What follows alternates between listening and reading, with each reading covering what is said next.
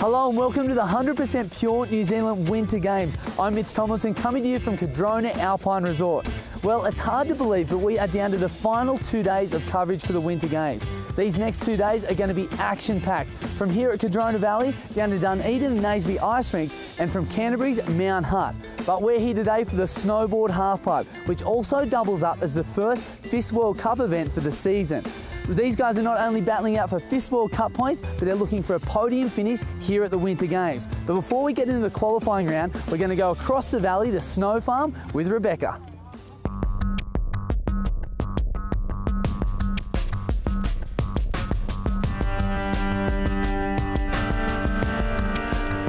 Hi there and welcome back to Snow Farm one last time these Winter Games. We're here today for the Winter Tri, which is pretty much like a regular triathlon, just take away the swim and throw in some cross-country skiing. Oh, we start off with a run. It's always a little bit challenging running on the snow. It's a bit like running in sand, there's a little bit of slip every time. And then the mountain bike was going to be a bit crunchy underneath, so hopefully it comes with a wee bit of handling skills. It's tough on the quads and really hurts. Last year it was the leg that decided the race, so hopefully it's not this year. Actually, I think that the biking's going to be the hardest thing.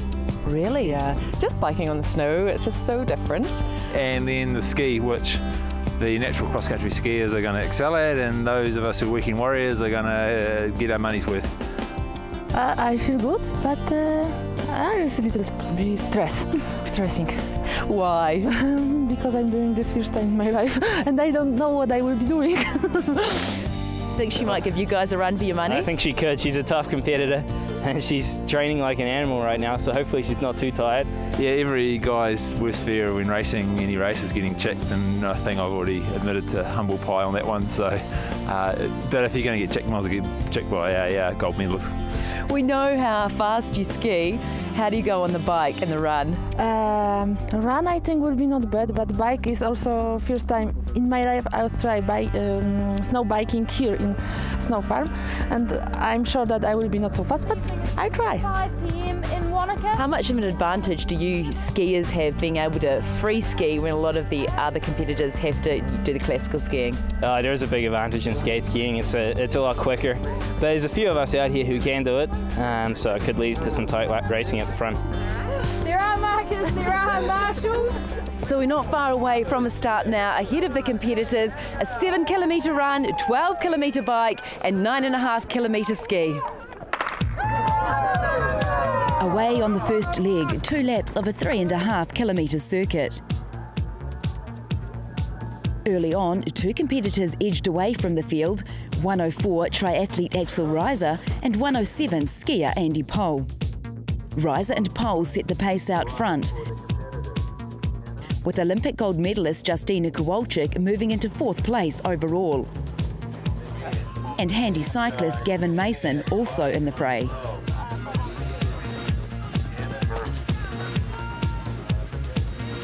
As they made their way into the first transition, it was Pohl who had taken the lead,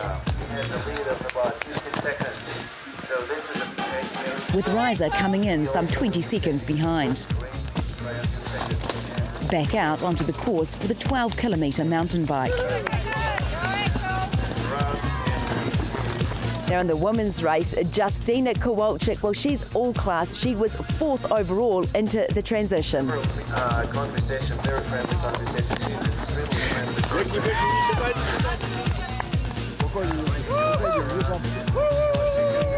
Pohl and Reiser kept a nice steady tempo out front.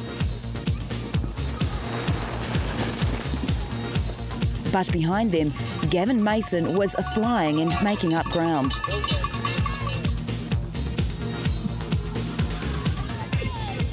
Some bike problems for Kowalczyk, but after a quick change, she was on her way again.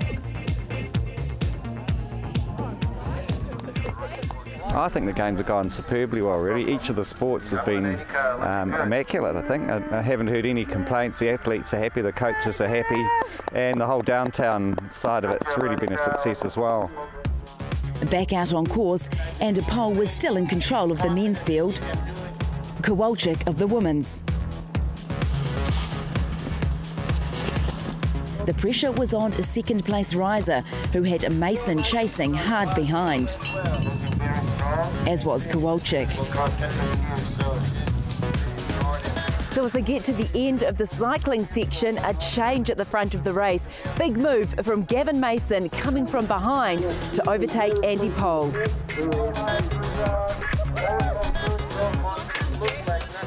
Looking forward to the ski? To be honest, no.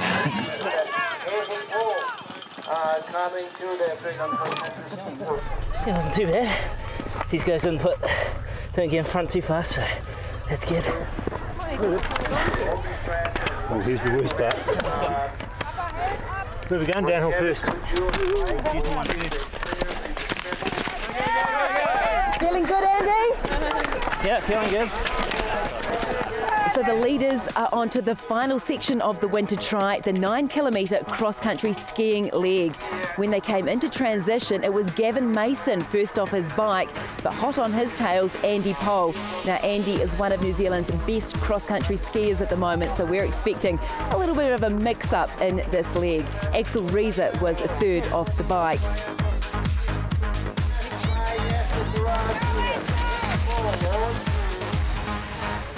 Meanwhile, in the women's race, Kowalczyk was happy to rack her bike and pick up her skis. Second-placed woman at the start of the ski leg, Ireland's Joanna Williams. As expected, it didn't take Pole long to regain his lead.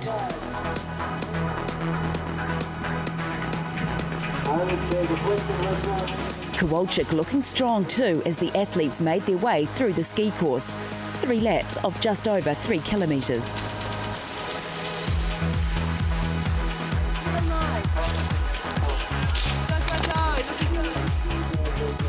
After losing time on the bike, Kowalczyk skied her way back into the race.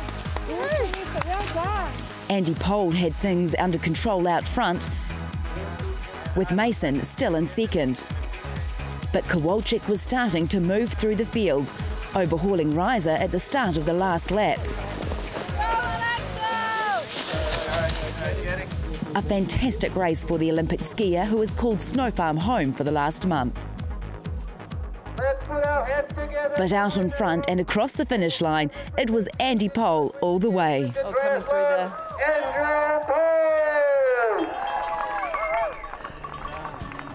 Bike to ski transition is always tough, and that was one of the hardest skis I think I've done, so I was pretty happy with it. Yeah. Gavin Mason came flying at you in the bike leg.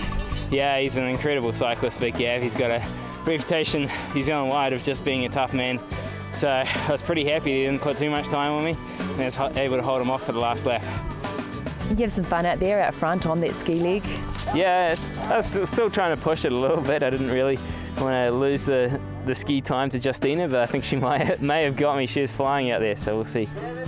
And it was a phenomenal last leg from Kowalczyk, skiing her way through the field and into second place overall. Yes, it was really fun, and this was first time. The bicycle was really tired, but after bicycle, but the cross and skiing was perfect. Mason, caught by Kowalczyk on the last lap, finished third overall, but second male competitor. Run wasn't feeling too flash, so I just kept things at a reasonable state and then just looked to make up as much ground on the bike as I could, and then damage control on the skis. So yeah, it sort of went to plan in a roundabout way, I guess. The moral of the story today was staying upright and just being efficient. I guess cross-country skiing is similar to swimming, where it's just efficiency and trying to be as efficient as you can be, not too much power comes into it, but there's an efficiency, and that's what I was focusing on today, was trying to be as efficient as possible to get to the finish line in time. How does it compare to a regular triathlon? I'd probably compare a summer triathlon a lot more harder at the start versus this is probably way more technical at the end in terms of the skiing element. And Joanna Williams held on for second in the women's field. Yeah, it's been a great success. So great venue up here at the Snow Farm, good field. It's good seeing some Olympic champions and athletes coming from overseas. Another great day of racing here at Snow Farm for the Winter Games Winter Tri. And confirming the results, in the women's race it was the Olympic champion Justyna Kowalczyk of Poland in a time of 1 hour 45 and 23. Silver medal to Joanne Williams of Ireland and New Zealand's Jess Simpson with the bronze. On to the men's, and a great race for Andy Pole of New Zealand. His time of 1 hour 39 and 29, good enough for the golds. Gavin Mason, also of New Zealand, the silver, with Axel Reiser, the bronze.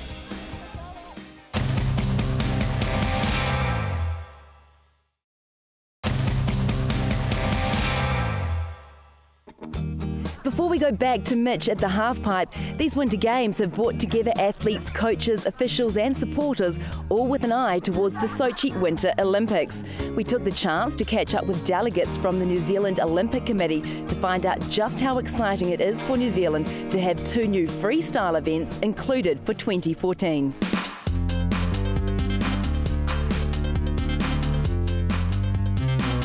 Making their debuts at Sochi will be the slopestyle, free ski and snowboard, and the free ski halfpipe. I suppose the International Olympic Committee doesn't move quickly. It is a global organisation.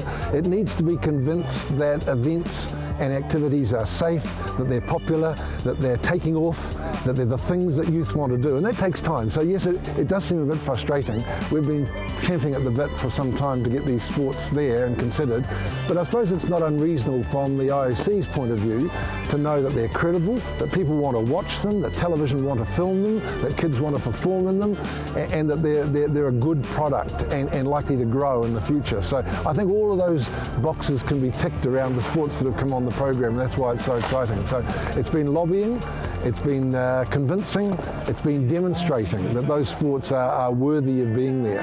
Jossie putting together 3 big hits on that run. Locally, the New Zealand Olympic Committee are right behind it. Spark are right behind it with their process. We've seen, Snow Sport down here doing an awesome job, because these free skiing, slopestyle, pipe thing, this is what New Zealanders do naturally. We love jumping off cliffs and doing crazy stuff. That's something where, I think we've got an edge on the rest of the world. And we've seen with people like Jossie Wells and Shelley Gottlieb, they're right up there in terms of their competitive talent.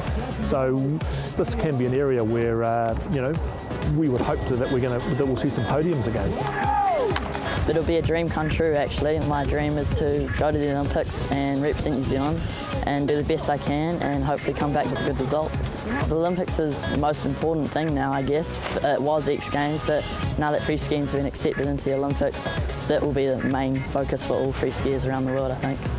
We've got some very talented young athletes in New Zealand at the moment, specifically across free ski, snowboard and alpine.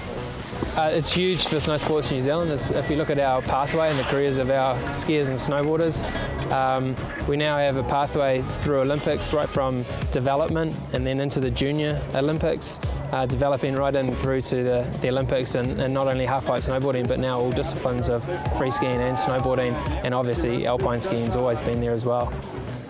What we're starting to see is more talent development, more investment. It's on Spark's radar. It's now emerging as a winter disciplines, and the new disciplines on the program clearly fit with our strengths. So we have a real determination to improve, to work with the sports and work with High Performance New Zealand to improve the quality of our performance at Sochi, and particularly beyond that, the whole opportunity for New Zealand with South Korea having the Winter Olympics after that it's very much on our back doorstep, and we see that as somewhat more accessible than maybe that has been in the past. So we certainly have high aspirations for the future. The world of sport is a world of lobbying. You've got to be in there, you've got to be making yourself known, you've got to be a nuisance. You've got to be always making your case, especially a small country like New Zealand. But I think New Zealand winter sports are gaining credibility, and events like this here certainly help that, so that we have got a perspective which the international community wants to listen to.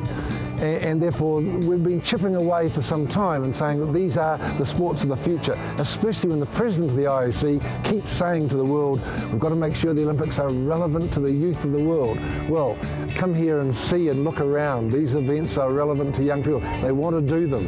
They're exciting events, and they're events that fit into the New Zealand psyche.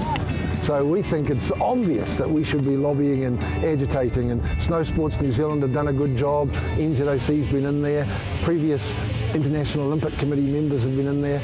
So we've been pushing for some time, and I know you say it takes a while, but probably that's inevitable. But we're lucky we've got there, and we hope it goes further.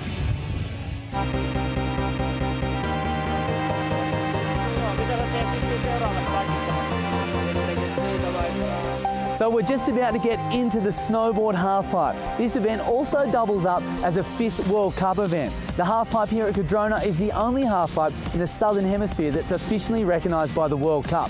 So this is a massive day for both men and women competitors here at the Winter Games. This first World Cup's really important, you know, it's a good start to the season, get you going, get you back to where you were the previous season, and just a good confidence booster if you come out of here with a good result. And the Olympics is only like 2.5 years away, so every competition, every result counts at the moment, I think. Qualifying round, how's the pipe looking? The pipe's really good, you know, it's really good shape. It's pretty warm up here, so it's kind of starting to soften up, get a little slow and tricky, but you know, we're making it happen. So the qualifying rounds were underway and all riders were going out to make the main event. But for some, it was not their lucky day.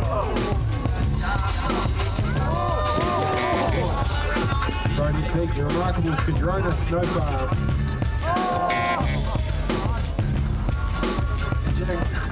In Heat 1, Yui Zhang had a solid run, scoring an 81.7 with a backside air to a 1080, to a crippler 7,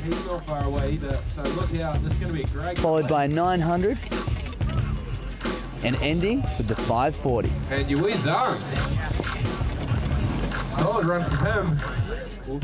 Jani Korpi from Finland posted an 84.00 with a run consisting of plenty of amplitude, a backside 900, a frontside 720, a cab 1080, and a styled out stalefish to finish things up. And nothing but style at the end of the pipe there. Give it up.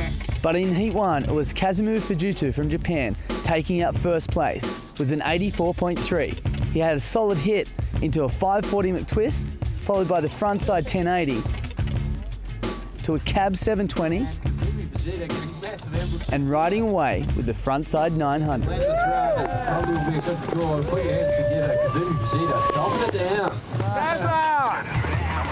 New Zealand rider Ben Stewart went big and started with a solid 540 McTwist. He had a big bag of tricks, but this run was not good enough to put him in the top placings. Yeah, I landed my first run, but I'm not too sure if it's good enough to get into the semis. But yeah, and I crashed on my second run, unfortunately. Right now on course, Mr. James Hamilton representing New Zealand. Other Kiwi competitor, James Hamilton, finished in 4th place with a nice frontside air, followed by the backside 900 to a frontside 1080 and riding away with the crippler 720. Heat 2 saw Japan take out 3rd, 2nd and 1st. Masaku Yoshida scored an 83.3, with this run consisting of plenty of rotation and ending with a styled out 900. And Masakazu Yoshida of Japan going freaking huge. Coming in second was Taku Hikaroika, posting an 86.00. Taku's run included a big frontside air stalefish into the 540 McTwist, followed by the frontside 720 to the cab 1080 and ending and riding away with the frontside 900. In the end, it was Ryo Aono with a 92.00 that took out first place.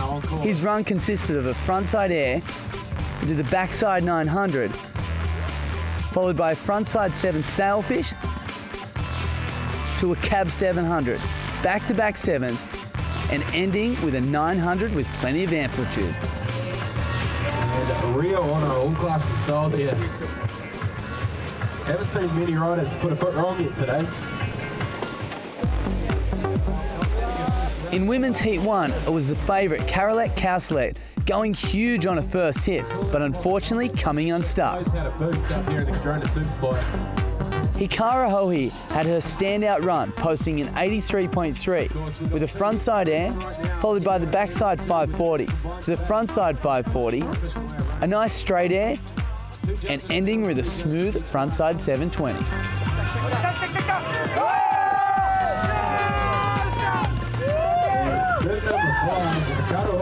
Yutong Kai from China worked her way into first place, with this run consisting of a frontside air, backside 540, frontside 7, cab 3, and ending with a 540 to post an 87.00. Will score well to judges, making it look easy. Please put your hands together for Yutong Kai of China. Heat 2 saw Shang Li from China scoring a 72 with a frontside air to a backside air, leading into a frontside 540 to a McTwist and back-to-back 360s. But in the end of Heat 2, it was Australian Holly Crawford taking up first place with a huge frontside air into a backside air, into the frontside 720, to the cab 720. Back-to-back sevens to a 540 and ending her run with a solid backside air to post a 77.7. Okay, Holly, well done. First in your heat. How'd you find the runs? Pretty good, man. You know, it's getting pretty bumpy in there, so it was kind of a bit more a matter of just holding on and landing on your feet, basically. Second run, 2 solid back-to-back sevens. You found the pipe pretty good overall? Yeah, I mean the pipe's been in great shape. You know, it's just obviously a bit difficult. There's nothing they can do about weather, so you know, it warms up a bit and it falls apart a bit, gets a bit bumpy. But yeah, you know, if you just sort of hold on and you know, don't be too edgy in there, it should be all right. Some solid riding from both the men and the women in the snowboard halfpipe qualifying round up here at Cardrona. Now tomorrow is the last day of the 100% pure New Zealand Winter Games, and we are going to go out with a bang. We've got a show you don't want to miss, including snowboarding, Super G, curling and speed skating. So until then, it's good night from myself and the rest of the Winter Games crew.